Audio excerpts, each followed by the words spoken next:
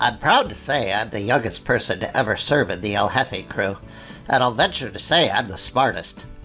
Still, sometimes I think El Jefe may get a little annoyed with me. Like the other day, for example, I got a new game I was excited to try. So I went to El Jefe's office and asked him if he'd like to play. "No, Skeeter," he responded. "I'm very busy." "Please," I begged. "No," El Jefe barked. "Please," I insisted. El Jefe shook his head. "I'll tell you what, Skeeter. I'll get someone here to play with you. Will that make you happy?" I nodded and grinned. "Thanks, El Jefe. That'd be just swell." So then El Jefe called to his assistant Daisy and told her to get Jitterbug. And I was starting to think this was my lucky day. About a minute later, Jitterbug walked into the office. El Jefe looked at her and said, "I have a job for you, Bug." Well, Jitterbug's eyes grew wide with excitement. "Don't get too excited," El Jefe cautioned. "I don't think you'll like the job." I could see Jitterbug was shaking. She was almost always shaking. "I'm ready, Chief," she said eagerly. "Any job will be great." El Jefe nodded skeptically. "I need to go out for a while to take care of something. I want you to watch the office while I'm gone." The excitement faded from Jitterbug's eyes. "Watch the..." "Yes," El Jefe confirmed. "And try to entertain Skeeter. He's got some new game or something." Jitterbug looked stunned. "But Chief..." "I told you wouldn't like the job," El Jefe retorted. "But just do it." Jitterbug sighed loudly. She then nodded her head reluctantly. "I'll be back soon," El Jefe announced, and then he was gone. Dejectedly, Jitterbug slumped into one of the chairs near El Jefe's desk. "Do you want to play my new game?" I asked. Jitterbug rolled her eyes and exhaled forcefully. "Fine," she said. "What is it?" "Oh, you're gonna love it," I assured. "It's called the Gauntlet. It's a game of strategy." As I explained the rules, Jitterbug's shaking continued, and she seemed distracted. I won't go into the details of our game, but suffice it to say, I beat her. Then she accused me of cheating. She said they should call me Cheater instead of Skeeter. But I didn't cheat. I stacked the deck before the game started to make sure I'd get good cards, but I didn't cheat. Anyway, we were about to start another game when Daisy burst in and told us an alarm had gone off in El Jefe's warehouse, just out back of the building we were in. Jitterbug seemed excited, but her shaking seemed to get even worse. "Can you watch the office for me, Cheater?" she asked. "I better go check this out." That sounds like a good idea," I agreed. And just like that, she was gone. Not more than a few minutes later, I heard a big boom from the direction of the warehouse. Ordinarily, this might have worried me, but I knew explosives were Jitterbug's specialty, and she always carried a few homemade grenades with her. I remembered she once told me that she grew up working in an apothecary shop, but she never actually made explosives until she joined up with an outlaw gang. Once they found out she could make explosives, that's all they wanted. And that gang went around wrecking explosive havoc throughout much of northern New Tejas. But back to the story.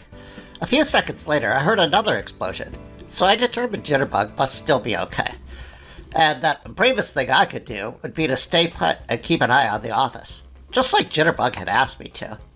So I sat there for about a half hour, I guess, when suddenly El Jefe burst in. "Where's Bug?" he demanded. And so Daisy and I tried to calm him down. We told him that there had been an alarm in the warehouse, and that Jitterbug had gone to check it out. "An alarm? In the warehouse?" El Jefe growled. "Did anyone think to call me?" But just then, Jitterbug walked into the office. She smelled of smoke, but she otherwise looked unscathed. What's more, her shaking had stopped, and she was smiling from ear to ear. And that's when she told us the most amazing story. Jitterbug told El Jefe that after Daisy told us about the alarm, she, that is, Jitterbug, raced over to the warehouse as quickly as she could. The front door was still chained shut, so she unlocked it with a key and grabbed one of the torches from just inside the door. She then scurried toward the middle of the warehouse to see what she could see. Almost immediately, two knife-wielding thuggers, a man and a woman, came rushing at her from the darkness. But Jitterbug was ready, and lobbed one of her grenades to a spot on the floor just between the two of them, blowing the woman to bits and sending the man diving for cover, and still hurting him rather badly. The problem was, Jitterbug had forgotten that she had put some bits of white phosphorus in that particular batch of grenades, just as an experiment, and the white hot bits lit almost everything within the blast radius on fire. At this, El Jefe winced a bit, but Jitterbug kept on talking. She said that, as soon as her ears stopped ringing, she heard someone running along the raised wooden platform at the back of the warehouse. She looked that way and could just barely make out the shape of someone standing atop the platform in the northwest corner. Determined not to let anyone steal anything, she charged over as quickly as she could, then leapt over some crates to the base of the stairs. At the top of the stairs, on the platform, she could see the same thugger she'd spotted from afar, and as soon as that thugger saw her, he started running across the platform toward an open window that was not more than 1.5 stories above street level. When Jitterbug saw that the thugger was heading for the window, she rolled one of her grenades like a bowling ball so that it stopped right in front of the window. She said the thugger then simultaneously skidded, turned, and dove onto the deck just before the grenade blasted him into oblivion. But of course, the bits of white phosphorus in this second grenade ignited more fires on the platform, causing more crates and the wooden deck itself to burst into flames. Jitterbug noticed there was a fire extinguisher hanging on a wall nearby, but she also noticed that the thugger lying on the deck was holding a bag of some sort. Deducing that the bag contained whatever the thuggers had come to steal, Jitterbug raced over and snatched the bag just before the flames would have reached it. She then stuffed the bag into one of her pouches, grabbed the fire extinguisher, tore off the hose, and wired it to spray constantly over the spreading flames on the deck. Jitterbug then leapt off the deck as far as she could, and ran through the smoke and spreading flames to grab another fire extinguisher from near the warehouse door. She then used that extinguisher to put out the flames on the lower level. Unfortunately, by the time she finished, several crates and barrels had been destroyed, but Jitterbug figured the cost to the burglars had been a lot steeper. Jitterbug told us that the thugger she had only seriously injured with her first grenade had apparently made his escape through the warehouse door, while Jitterbug was fighting up on the platform. And she also wondered whether she had heard a different set of footsteps running on that platform before she got there.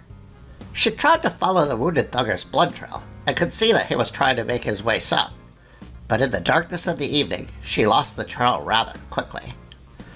So Jitterbug headed back into the warehouse and went up onto the platform to see what the burglars had been after. What she found were some empty crates, some of which were marked as classified military hardware, and one of which was marked El Jefe Special.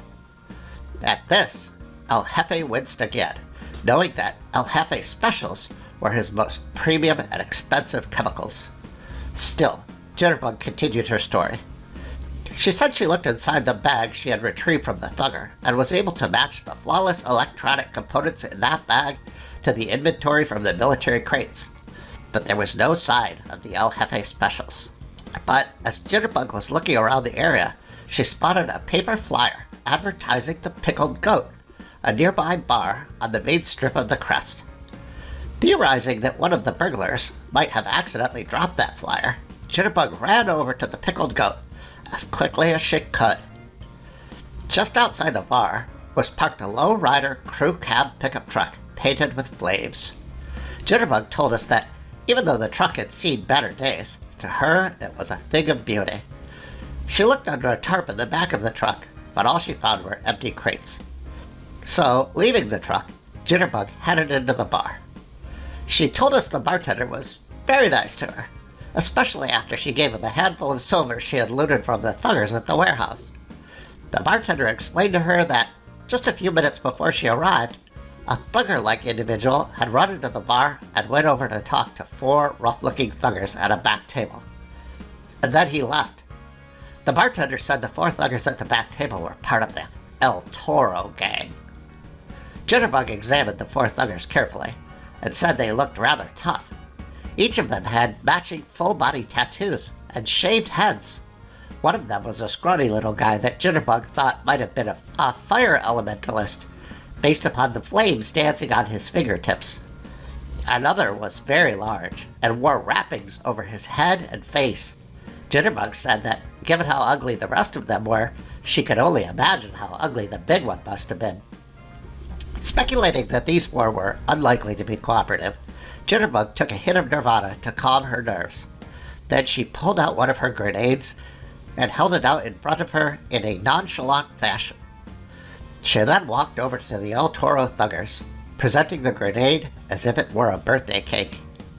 Very calmly, because of their Nirvana, Jitterbug told the thuggers she hadn't come looking for trouble, but that she was hoping to ask them some questions.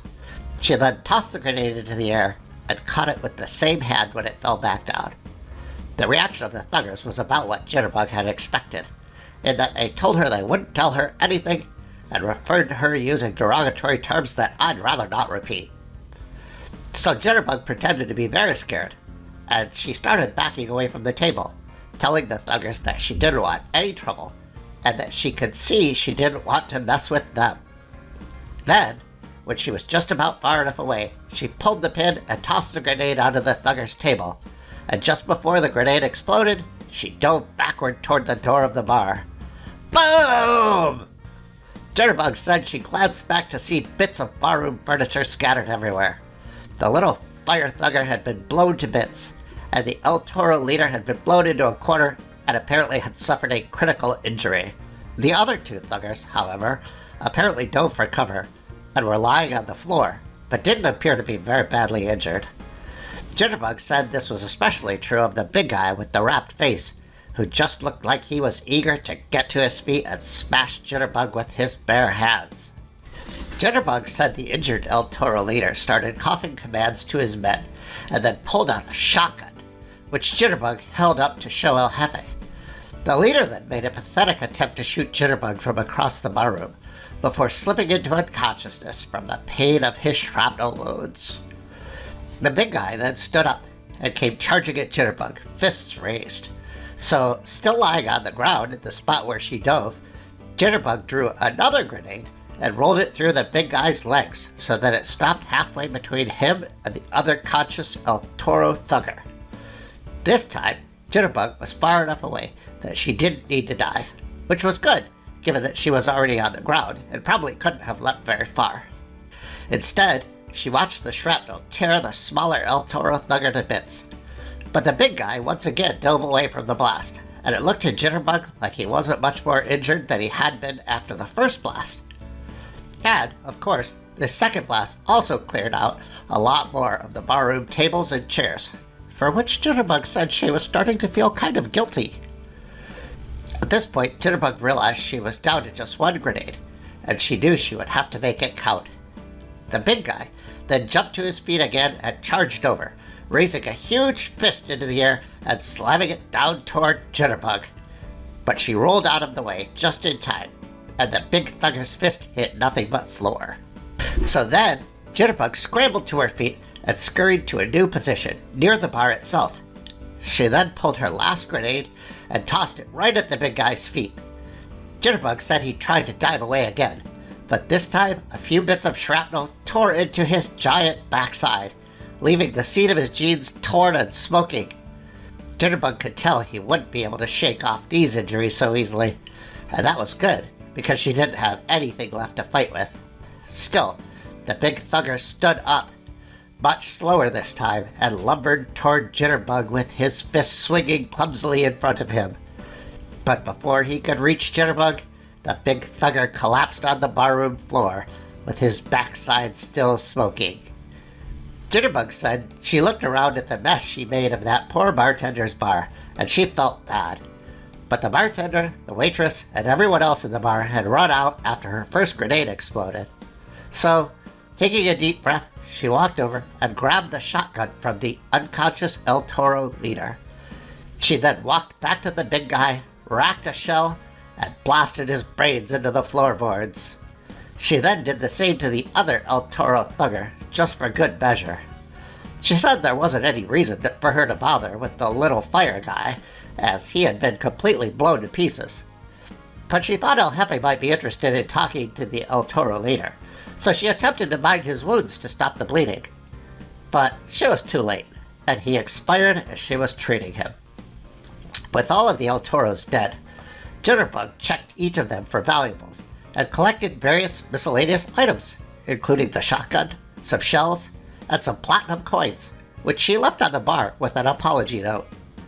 She also found a set of keys on the Big Thugger, and when she checked them, she confirmed they were for the truck outside, which she promptly loaded with all the loot and the El Toro leader's body. She then drove straight over to El Jefe's office so she could report to him. When Jitterbug finished her story, El Jefe was speechless. And then she continued. But the real treasure on the El Toros, she said, was these 10, count 'em, 10, all 10 of your stolen El Jefe specials. She then laid the chemicals along with the various electronic components on El Jefe's desk. She then continued. Adding in the components, I figure that's about 45,000 credits worth of merchandise I won back for you. So I'm hoping this will more than make up for the damage I caused in your warehouse. I actually feel really good about what I've done, and I'm pretty sure folks will think twice before ever trying to steal anything else from El Jefe. El Jefe remained speechless, but he was obviously pleased and impressed. Oh yeah, Jitterbug added, I also found this letter on that El Toro leader. I haven't looked at it yet, but the envelope says Darius. Does that mean anything to you, Chief?